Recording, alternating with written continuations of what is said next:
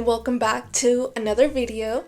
Today I am going to be changing things a little bit of how I do my videos usually, and in my mind I am thinking of this of a little bit of like a rebranding, if I may. Now that doesn't mean that I am going to remove anything or like it's not gonna be like a big change. I guess rebranding is not the right word, but I have been going back into my videos and kind of like the way that I've been doing things, and I really think that it's time for some changes. One of the things is that I am going to be taking a break from Patreon.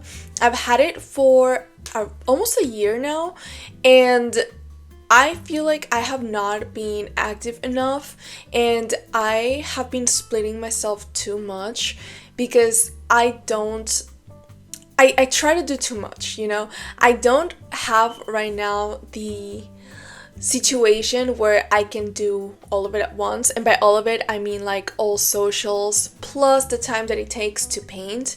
I think that I have been trying to go at it more into like a social media aspect rather than artist aspect. And it's hard because even though I absolutely enjoy creating content, the reality is that the part that I want to focus on, it takes most of my time, is the painting. And I feel like for a while now, I have been almost putting it on a second plane because I want to dedicate time to be able to split myself into all of these different accounts that I have made for different purposes, all of them. So I want to remove quantity, but give back more quality. And one of the things is that I absolutely love making my YouTube videos, so I thought I should just be more consistent and more present here, because right now I don't think that I am at the point where I can do everything. I still have my day job, and then after a whole day of working is that I can come home and make art and then make videos and all of that. So that being said, I am going to be taking a little break from Patreon, and I appreciate so much everybody that supported me, but I feel like I want to give back more, and I can do that right now. So I will be back there when I can give you everything that I want to be able to give. And what that means is that a lot of the content that I had been saving for Patreon, I am just gonna bring it into YouTube and combine it with everything else that I've been making. One thing is that I want to focus more on art, and I know that it's an art account and I talk about art, but that's the thing, I feel like I want to do a little less talking and a little bit more showing, because on my Patreon is where I saved those full versions of the paintings that I worked on, like the full version of the video, and I showed a little bits here and there on my Instagram and here on YouTube, but I want to give more to my two accounts, so I am going to be sharing even more of my process here on YouTube and on Instagram. And I am excited because one of the things that made me want to do this change is that I've actually had a really big change on the way that I paint as well. I think as an artist, and I think this is obvious, you're always and constantly gonna be evolving, and it's a very hard and uncomfortable process because right before you reach a new level where you feel like your skill is improving, the first thing that comes is that feeling of your art not satisfying you anymore. And I think that is such a necessary but obviously uncomfortable step, because it's that feeling of not liking where you are right now that pushes you to want to do something different, and in this case improving. Because when I was looking at my art for the last couple weeks, the only thing that I felt was I should be at a different step. I feel like that is how I feel almost every time that I try to evolve what I've been doing with my art, and a lot of that comes also from being self-taught. I don't really have a formal education in art. I didn't have a teacher. I didn't have instructions on how to do things, and even though a lot of artists are also self-taught and you can absolutely reach an amazing level by yourself. I think it definitely is harder, and you get really lost in the process because you're trying to do what you think is right. And obviously we have so many resources now. We have YouTube videos, we have different platforms that are for teaching, we have so many other amazing artists that share their process, and maybe they did go and had a formal art education and they're relaying the important parts, and that is amazing that we now have that obviously a lot of people back then didn't have. But it also comes with knowing what to look for, because you're not gonna have a step-by-step program where you know what comes next. It's kind of just like you kind of do the criticizing of your own art. Obviously outside sources maybe also help, but you are the one that has to be like, yeah, my art is not doing it for me anymore, so I need to look up what to do next. And that is what I did these last couple weeks. I was a little bit slower in painting and making art. I don't know if you've noticed, but I have been a little less consistent because I have not had a lot of art to share, and that is because I decided to take that step back, and instead of keep pushing art that I was not satisfied with, I thought, let me give myself the time to look into it and do some research, kind of find the source for this feeling and fix it. And that is an ongoing process forever. I don't think an artist will ever reach a level where you're fully satisfied and you think there's nothing else to learn. Absolutely not. But I feel like I've reached that level now where I am satisfied and I can see improvement. So I wanted to share some of the things that I decided to change with my art. A lot of these things, I am 100% aware. These are things that I should have been doing for so long, and I knew that. I just didn't understand how much of an impact they would make to my paintings, and I thought skipping one or two steps wouldn't really affect it. And now that I've been doing them, I feel like a fool, but also it's just, there's no point on going to the past. I'm just glad that I'm doing it now, and that even though it took me so long to start doing it, I'm glad I'm doing it now. One of these things, first thing, is prepping my canvas. And I know that there are so many different ways to prep a canvas and so many steps that I probably should be doing as well, but I am taking baby steps. So let's celebrate that I am doing something first. Before, I used to buy the already prepared canvas or canvas boards, and most of the ones that I get are not really artist grade. They're more like student grade. Unless I am doing like a commission or something special, I didn't really feel the need to spend more money on a canvas, and I still don't. And again, this might be something that in the future I will understand or be in a position where I can do that differently. Right now, it's just not affordable for me, and I think that it's okay. I think right now the canvas that I've been using are okay. So I've been using a lot of canvas panels. I'm gonna be honest, the main reason is because they're cheaper. I don't really have a preference for the panels. I prefer just stretched canvas, but again, it's a budget issue right now. And what I am trying to do now is just prepare those panels into what I need them to be. I used to use a lot too of paper, and I have a lot of mixed media paper that I use, but I save those now more for small studies, and they're good for practice because you just buy a whole notebook full of paper, and obviously it's so much cheaper than buying a bunch of canvas or panels. But now I have taken that next step, that I went from paper to a canvas panel. So now the next step is that I'm learning how to prep them. And learning, I think I'm still learning, because right now I'm just adding one first step. So this part is not going to be very elaborate. I am now using gesso on top of my panels and canvas. And like I said, the reason why I didn't do this before is because I thought that was an extra step that didn't really make a big difference if I skipped it. And I am here to say that I was loud and wrong.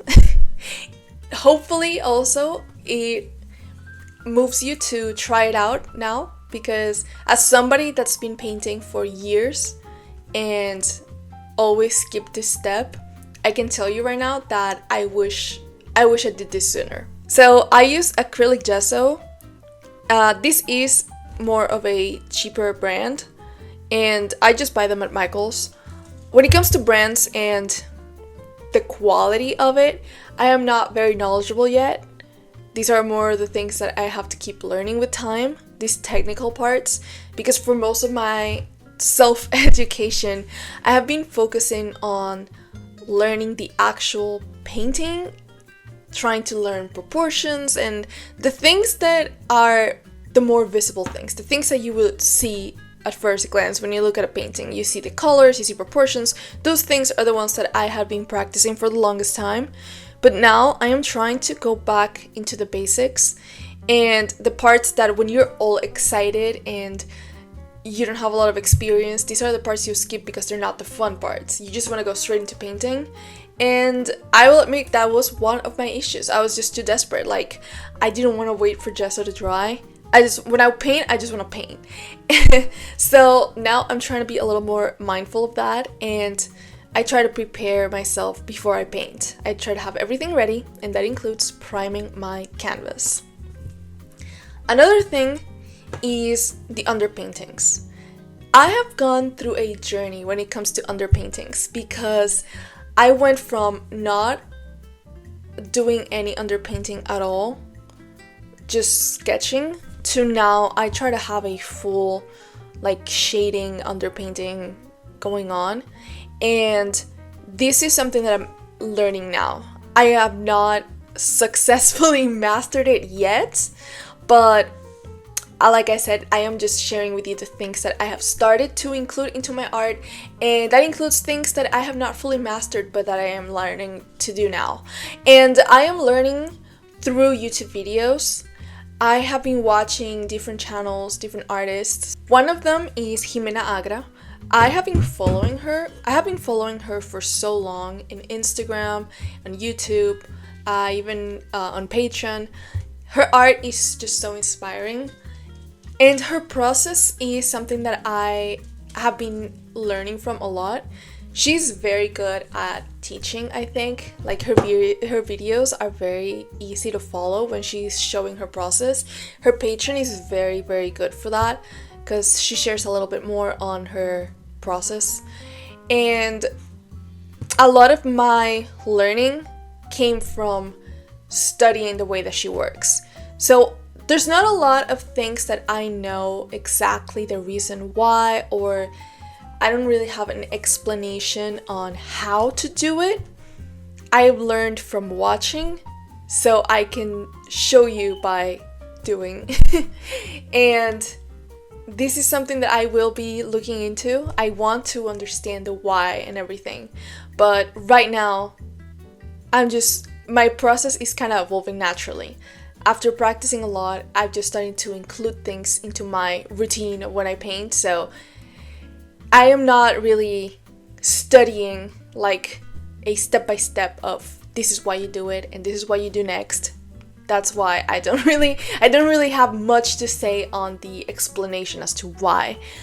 One of the things is that this process is one of the things that I have been specifically doing with the underpainting now, is that I have been blocking out my shadows. And when I used to do the underpainting before this new step that I included, I only did the outlines. It was almost like a coloring book. Like you have the lines and then you just color in. That's kind of what I was doing with my underpaintings. And I was just observing. I wasn't really watching videos. I would look up pictures on Pinterest of artists' underpaintings and kind of try to come up myself with what they're doing and why, just by observing it, which it's, I think, a good exercise, because you know, anything that is just you trying to observe and trying to notice things, it's always good to use that critical thinking, but I think that should go hand in hand with then doing research to either confirm or figure out if you're wrong. So that's kind of where I am at now. And a lot of the artists that I would find on Pinterest, because they were pictures, no videos, I wouldn't really see the process of how they got there. So I was just trying to imitate that one still image of an underpainting and see what I think they were doing. So after a lot of that, I realized, you know what, I need to watch artists do it. I need to see why they're doing it, how they're doing it, and even though I could see it on the image, hearing it explained, it makes such a big difference for me. I don't know, maybe that's just the way I particularly learn. Maybe you're different, but I've watched a couple videos also by this other channel called the Paint Coach. I will put the name here. But he was showing his process of blocking out the shadows and then using his midtone, and that video kind of like made it all make sense in my mind. So after that, that's when I completely decided, okay, I need to start doing this because it is gonna make a big difference, and it did. It really did. I just enjoy so much more how my paintings look, and it makes it more fun, and that's an important thing for me too. Just I'm enjoying painting again. Not that I stopped enjoying it, but that moment where you can tell that your art, there's something missing and you don't know what it is yet, that little period of time, it frustrates you so much, and you kind of get into a slump where you don't even want to paint until you figure it out, or if you do paint, you already know that something's gonna be wrong, so it's just so disappointing, and I'm so glad that I'm finally here. So I wanted to share that because first I wanted to let you guys know those changes to my channel and my social media. Aside from that, I really love sharing my process with my art, and I feel like that's something that I had not been doing well, so I want to improve in that. I will still be doing my usual art vlogs and then my study with me videos, because my study with me videos, I don't think that's something I'm ever gonna stop. I enjoy them so much. I love studying art and I love sharing it. So yes, this week I will be coming back with another one of those study with me. I have not picked the topic yet because I have multiple ideas in mind. And if you have any suggestion, please let me know if you'd like me to go into a specific art or painting or something. But I have been doing a lot of research lately into specific paintings. I usually do either a whole artist or multiple of his paintings, but I have been going into some very elaborate paintings with a deep story. So maybe I'm just gonna do a deep dive into a specific painting for next video. If not, I am thinking of going into another artist, but I don't know. I'm trying to make up my mind, but I will be back with those videos. I hope you enjoyed today's video. I hope that you enjoy the changes that I'm going to be making, and I am so glad that you're here. I'm so thankful, and I will see you back in my next video. Bye!